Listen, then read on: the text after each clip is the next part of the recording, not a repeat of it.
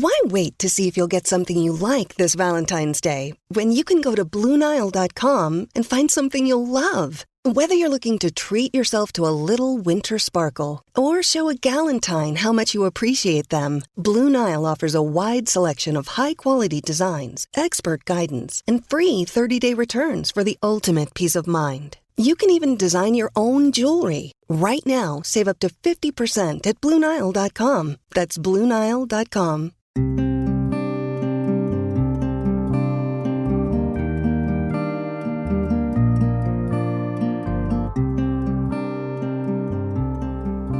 This is Fortune's Wheel, a podcast history of the late Middle Ages. I'm your host, Jonathan, and this is, at long last, episode 12, Emma of Normandy. I hope you enjoy the show.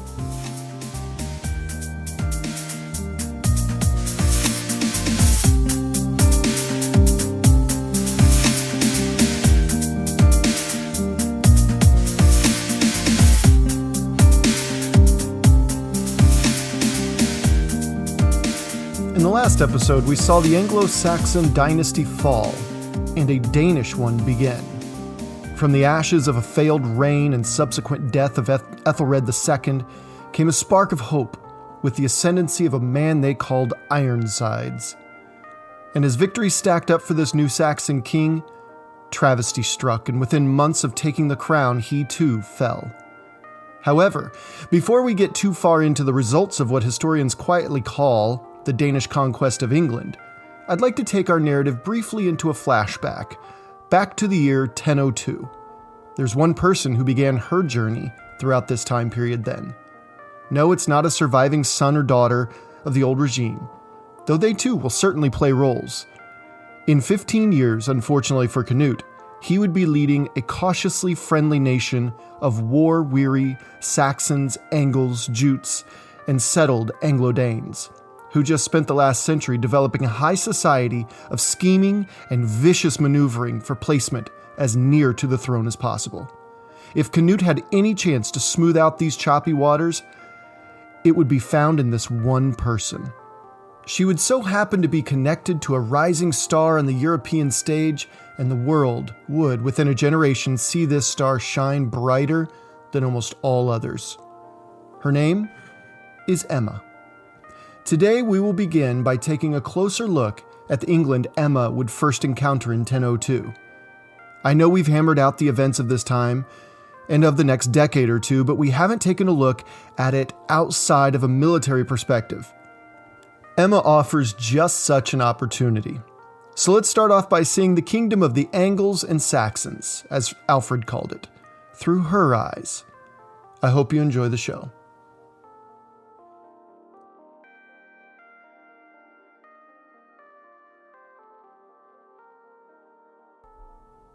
(1002). After 3 days crossing the choppy cold waters between England and her home, Emma watched her attendants, busying themselves making sure that Emma looked her absolute best. She saw she was pulling into port, most likely a village in Kent on the island's southern coast. The weather was cool and partly cloudy. Looking up, she longed for a little warmth from the sun like she had in Rouen, far to the south. Her brother said England was a cloudier and cooler place than Normandy. As her vessel came to a stop, still bobbing in its own wake, splashing back into the shallow, rocky coastline, she saw a contingent of people waiting for her. It was a royal contingent, no doubt, but there was no sign of the man she had come here for. All the same, they were generous enough by sending servants to help unload the goods and treasures from the ships. Her hair whipped into her face from the salty winds as courtiers hurried around her, constantly moving her gowns out of her way, helping her disembark onto the foreign land. Her first steps onto the land that she would soon reign over. They had a carrier waiting for her. After loading everything, her Norman contingent of servants, soldiers, attendants, and courtiers joined the Anglo-Saxon group. Hard, guttural sounds left their lips as she looked down at her feet. She had people to answer for her. Not only was this decorum, But she was also just a shy teenage girl who had no idea how to handle such a situation. But her despair further deepened the more they spoke. She knew nothing they were saying. How was this arrangement going to work if she couldn't even speak with her new husband or the people she is to rule? But for a flicker of a moment, she thought she heard something. Something recognizable. Yes, a word, a single word. It wasn't exactly like a word she knew, but it was close. And her servant relayed the message. She realized she in fact did recognize the word. But how? How did this Norman noblewoman recognize a Saxon word? Well, this would be a question she would soon know the answer to. This is how I imagined Emma's disembarkation happened. I simply cannot wrap my head around a time when marrying your teenage sister off for profit and influence was as acceptable as growing a field of corn and selling it to the highest bidder is today. But this was the societal setup of the medieval period. And Emma of Normandy, sister of Richard II, Duke of Normandy, is caught right in the middle of this tangle of webs. She knew very little about this strange land. She probably missed home the moment she left it. She probably looked back one last time across the white-tipped swells of the channel, back to the place she called home, Normandy. She knew her mission, her life's role, the role of the noblewoman. And if she played her role just right, not only will her lineage be in a better position at the top of the hierarchy, but so should she. But these people, this land, this was an England where the majority of the inhabitants knew only rumors of another wave of Viking incursions on their island, incursions that were localized to the southern and eastern coastlines mainly. They focused on their fields and their livestock and their wares. They were largely illiterate farmers who knew nothing of the fields of science and mathematics. In fact, Arabic numerals hadn't yet crossed the channel. This is not to say that the English were simpletons, far from it. This was a disjointed kingdom of different peoples speaking different dialects who found commonality in the national myths they shared, the god they worshipped, the names they gave their children, and their love of fellowship and food and drink. We have this notion that the Middle Ages, or really any time period between the collapse of the Roman Empire and the age of the pirates, were dreary and sad and, well, just like a long winter's nap where nothing much happened. And I suppose when seen comparatively to the other time periods, it can certainly seem so, but the English might have missed the memo there. Harriet O'Brien, in her book Queen Emma and the Vikings, says, quote, "They entertained each other with witty verse about frost, ice, onions, dough," end quote. These were a people who loved risque humor, too. Check this one out from the Exeter book. "What hangs down by the thigh of a man, under his cloak, yet is stiff and hard? When the man pulls up his robe, he puts the head of this hanging thing into the familiar hole of matching length, which he's filled many times before. What is it? It's a key, people. The answer to this riddle is a key. Relax, okay? All right, so this is really a glimpse into the sense of humor, though firmly on the raunchy side of things, that these people had. But it wasn't all toe-on-the-line entertainment. In The Wife's Lament, we experience the far too familiar heartbreak of a wife who's now forced to live without her exiled husband. And then there's Beowulf, the earliest known writing of the English people, about a Danish prince who slew a giant named Grendel and then dealt with the creature's monstrous mother. An English legend about a Danish prince. It just goes to show that the intricacies of the Anglo-Saxon Viking connection, from the earliest centuries of the Middle Ages to the moment Emma of Normandy stepped onto the shores of Kent. And the Venerable Bede, as he's known to history, was an 8th century English monk. Back when it meant to be English was still emerging, as an idea. Bede is credited with the Anglo-Saxon chronicles an immense document spanning the days before Alfred and well into the Norman restructuring of English society. We've used it on the podcast quite a bit so far. Bede obviously did not write the entire thing, but many believe him to be its originator, a yearly diary of the Anglo-Saxon kingdom. But he also wrote much, much more as well. Bede's Death Song was a poem he reportedly wrote on his deathbed.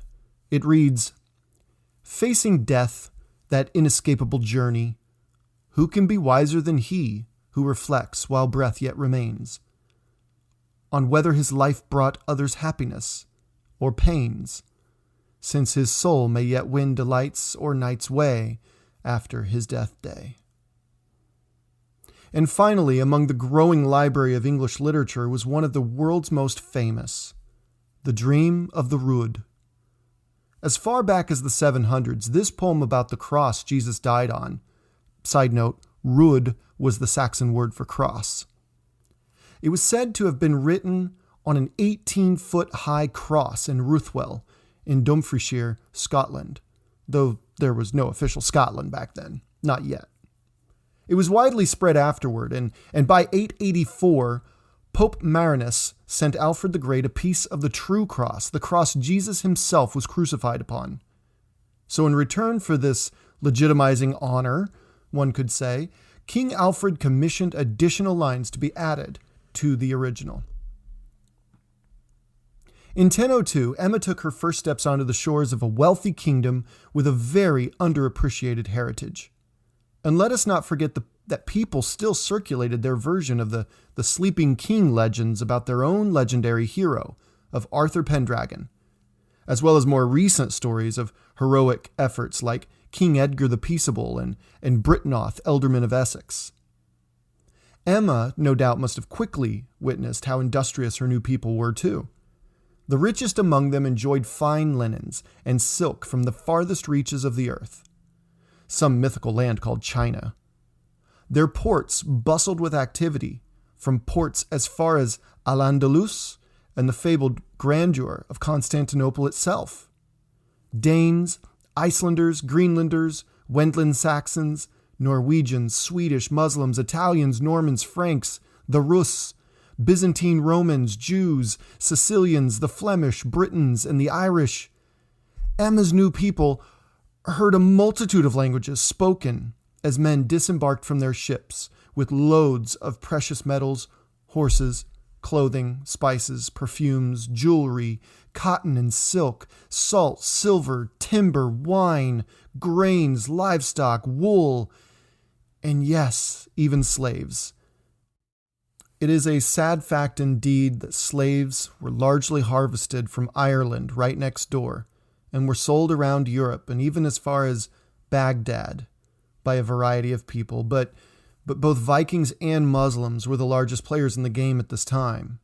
However, around the 11th century here, there were pretty accurate and trustworthy whispers of a wealthy, prosperous, and highly influential kingdom in the western deserts of Africa that also drummed up their own massive slave trading empire, among other hot commodities of the day such as salts and gold. Yes, a lot of salt and gold. England was producing goods that were traded in as far-off places as they received goods from. Though around the 11th century, England was a bustling hub of activity. The potential seemed to be bursting at the seams from rocky coast to marshy port. Let's just say in 1002, there was a very valid reason why the Danish had set their eyes on the island tucked up in the northwest corner of Europe proper. Unfortunately for England, it was ruled by the hind end of the House of Wessex. If Alfred a century earlier was the mouth from which sweet hymns of Anglo-Saxon unity were sung, then Aethelred was well, you get the idea. Across the channel from Kent was an ancient kingdom. This kingdom was founded by the descendants who gave the likes of Julius Caesar fits in a land the Romans called Gaul. As of the late 700s and early 800s, it was an established power on the northwestern European landscape, ruled by a new Caesar named Charles the Great, first of his line, or Charlemagne, as history knows him. Charlemagne, king of the Franks for 32 years already, was given the title Emperor of the Romans by the Pope by surprise on Christmas Day in the year 800.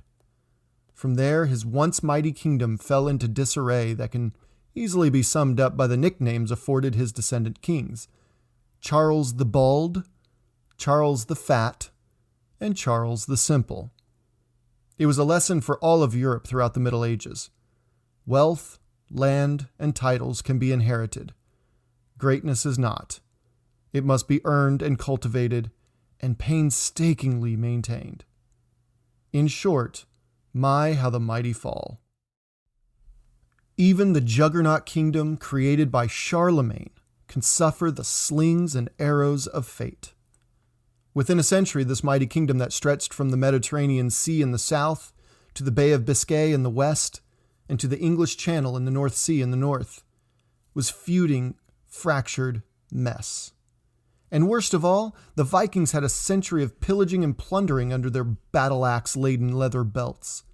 And they'd begun to see the mainland Europe, particularly the Kingdom of West Francia, as an easy target. It was growing in wealth and economic prosperity, sure, but much like the England of 1000, it was ruled by weak and ineffectual kings who more or less bought off the raiders in exchange for just a moment of peace. One man specifically oversaw a raiding party of predominantly Norse Vikings. This chieftain's name was Rollo the Walker, so named because it is said that he was so large, just this tall, muscle-bound presence, that his horse wore out quickly and he was forced to walk most places. See, Rollo established by way of force and terror, and some clever politicking, a territory in northern France, along the English Channel, and bordering the duchies of Brittany, Anjou, and Vermandois, centering his power in the already important river port city of Rouen. This was a very important piece of land, as not only did Rollo's Northmen control some of the most fertile and productive fields and hillsides in the entire kingdom, but it also controlled the mouth of the River Seine, which, when traveling along its winding path, led to a major center of power in the kingdom, the seat of the throne of Frankish power, Paris. And for those playing at home, the mouth of the River Seine faced north toward the emerging and recently united kingdom of the Angles and Saxons under the powerful leader, King Alfred. Fast forward a century, and this new duchy was now a mainstay of Frankish politics. Still not seen as equals to the Frankish elite, these quote-unquote Northmen have endeared themselves to their neighbors in Normandy itself, nonetheless by adopting native styles of fashion, delicacies they ate, festivals and customs they shared, and even the French language. The Northmen were now no longer considered barbarians from the icy north. No, they were now Norman, a hybrid of French and Scandinavian, which bled into their fighting styles, social norms, and as well the words they spoke. And they lived in Normandy, or land of the Northmen. And after a successful century of these Normans jockeying for legitimacy amidst a somewhat hostile kingdom, in the year 1002, Normandy was ruled by Richard II, son of a ruler named Richard the Fearless, which should give a little hint as to the constant struggle the Normans had as they clawed for recognition as more than just mere barbarians. Despite his nickname, Richard le Bon, or Richard the Good, Richard II wasn't exactly the nicest guy at first, similar to Edmund Ironsides, but he was an effective ruler who sought expansion and prosperity for his people. He was the descendant of the great Rollo, much like his counterpart in England was the descendant of Alfred the Great. These two and their parallels are a study in dynastic continuity for sure. Richard II took over as Duke of Normandy in 996, just 6 years before the marriage he would orchestrate between England and Normandy. During his minority, or the period in which a ruler's too young to take full reins of the domain, He looked to his uncle Rodolphe, Count of Ivry, for counsel and decision-making, much like Aethelred did when he became a king a few decades earlier. In fact, around 996, tempers flared after years of local barons and other leaders pushing for more control over and production from Norman farmers and merchants, the first significant stirrings of feudalism.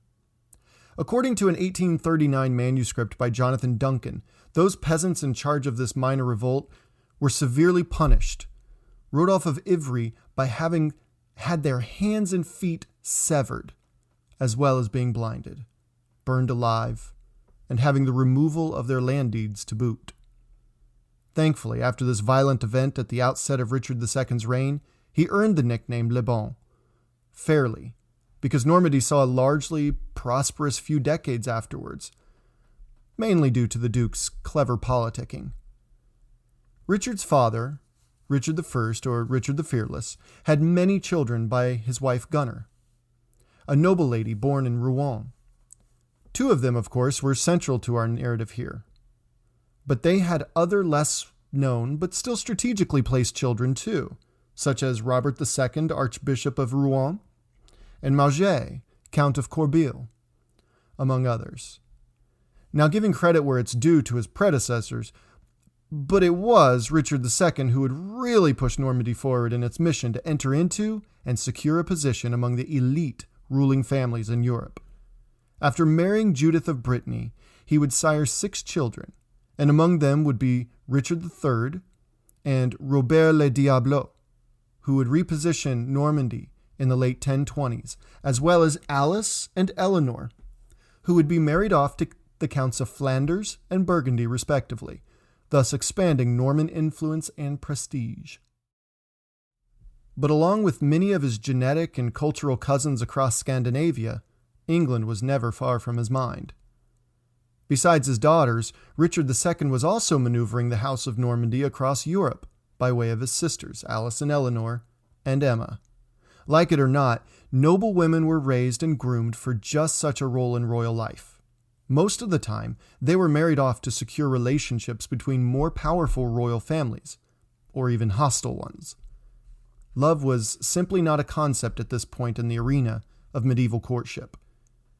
Richard's sister Matilda was married to the Count of Chartres, just southwest of Paris, and Hawise was married into the House of Rennes, to the west of the Duchy of Brittany. But his other sister Emma, she would serve a role that would echo for the next 1,000 years. Unlike these important houses into which her sisters were married, the King of England, he bowed to no one. His allegiance was to himself and to his noblemen. There was no overlord. He was at the top of his branch of the social and political food chain, and Aethelred II, regardless of his position opposite the ruthless, invasionary fleets of the latest wave of Scandinavian Vikings, held a firm role on the upper echelon of European hierarchy. The mere prospect of her marriage to Aethelred was a powerful vindication, echoing back more than a century, back to Rollo himself, as to Normandy's legitimacy. That, and it's not as if Aethelred and Richard II were exactly friends either. During the 990s, Richard II made the strategic choice to allow Viking ships to have safe harbor in their northern ports. This forced Aethelred, who was already financially bleeding his people dry trying to pay for these Danegeld, to make a bold deal to someone who's deliberately aiding and abetting his violent attackers year after year. Aethelred offered his hand in marriage to a Norman noblewoman, specifically Emma, of course, in exchange for Norman ports to close their harbors to Viking ships. It was too good for Richard to pass up. Keep in mind, this comes on the heels of a very Ethelredian blunder in the year 1000, when he created a Saxon navy and sent them to attack Normandy. Well, being butt of the cosmic joke, Ethelred's navy, well, it didn't go as planned.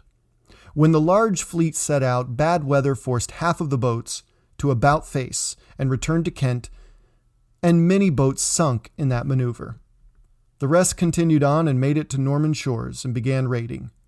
They sacked town after town, before realizing that it wasn't actually Normandy at all. It was the Duchy of Brittany.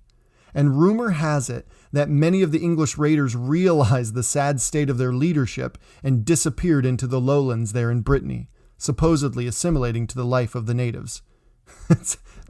They've had enough, apparently. But seriously, no one out-Aethelred's Aethelred, that's for sure. After, can we call it hostilities toward Normandy? All right. Well, after the disillusion of Aethelred's fleet and probably a good hearty laugh from Richard II, Aethelred was willing to try anything. This was the situation in which young Emma, sister to the Duke of Normandy, came of age. And this was the relationship that Emma would marry into. This would be a challenge. The challenge, whether she had any forethought or not, of tying together two royal families inseparably. The moment Emma left Norman shores, the fate of her people rested in her hands. And the moment Emma stepped foot on English shores, the fate of those people rested in her hands. Throughout history, women were used as tools for expanding influence and binding two nations together. And though I would never argue the inherent injustice of this practice, I would also never argue the vast and severely underappreciated role women played in history. Emma, like so many women after her, was a victim of this political chess game. But she set so many precedents throughout her life that the women who came after her could only learn the lessons. Her main lesson? Survive. Survive at all cost. I hope you enjoyed today's episode on the Normandy that Emma left in the England that she stepped foot on. Thank you all for downloading and listening. Our numbers keep increasing, which is a testament to all of you, so please keep sharing this podcast with those you know and on your social media accounts. Don't forget to tag us too if you share us on Twitter @WheelPodcast, or drop a quick line about the latest episode on Facebook, Fortune's Wheel Podcast. I update these pages weekly and I would love to hear from you. Also, you can email the show at fortuneswheelpodcast@gmail.com, which I check almost daily. When her teenage feet touched English sand, she would become a survivor. Before she met her soon-to-be husband, she became an agent of change, though at first, she must change herself. On her way to her wedding, which happened we can only assume pretty shortly after her arrival, Emma would be forced to accept the role of foreigner in this land and embrace the idea that the only reason she's here is because this king couldn't handle his own problems himself. Women, as we will learn in the next episode, had certain expectations that fly in the face of our 21st century understanding of equality and fairness. And one of them was to speak only when spoken to in public. Emma, judging by the life she's to lead beginning in 1002 when history first meets her, well, when you're quiet most of the time, you're able to listen. Like, a lot. You learn to listen to certain people, and you learn to form specific narratives which you can whisper in people's ears. On the next episode, we find Emma standing at the altar in Canterbury. She doesn't know it yet, but from this altar, she will set off on a voyage that will cause her to navigate some of Europe's roughest waters. I can't wait to tell you about it.